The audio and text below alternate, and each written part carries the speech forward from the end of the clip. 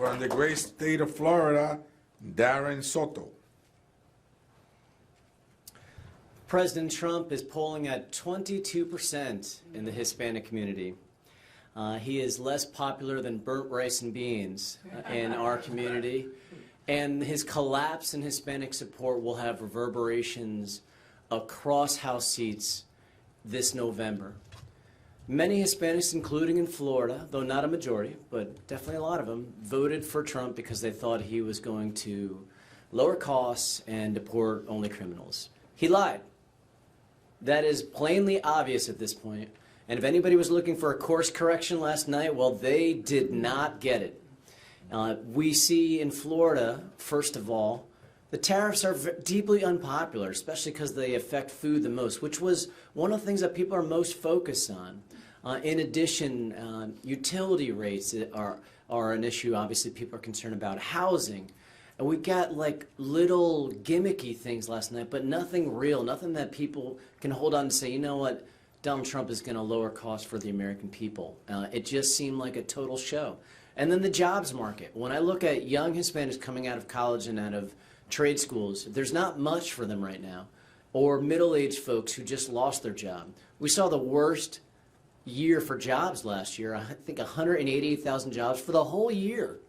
That was as low as 2020, and if you take out COVID, the lowest since 2003. If you have money in the stock market, if you're in the top 10 to 15%, you're probably doing pretty well. But a lot of our folks who aren't, they're struggling right now. And that's why his support has collapsed among the Hispanic community. We also see corruption.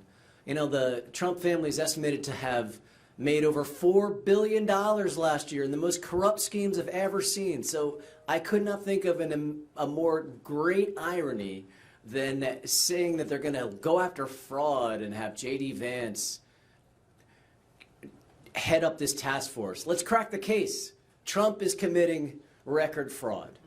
And this is at a time when families are struggling. So they get frustrated by this, of course, and then we see heavy-handed taxes on immigration. Alligator Alcatraz in Florida, which is a walking civil rights violation, doesn't have access to clean water or to electricity. They have to ship it all in.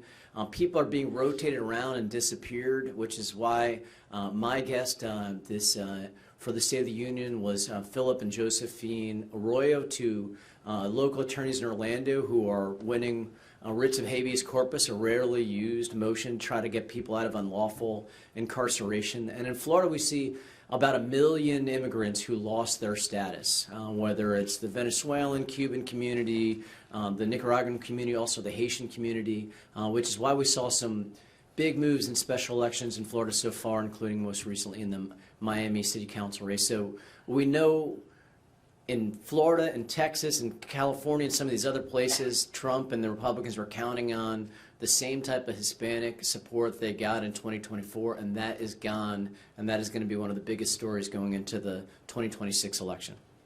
Thank you.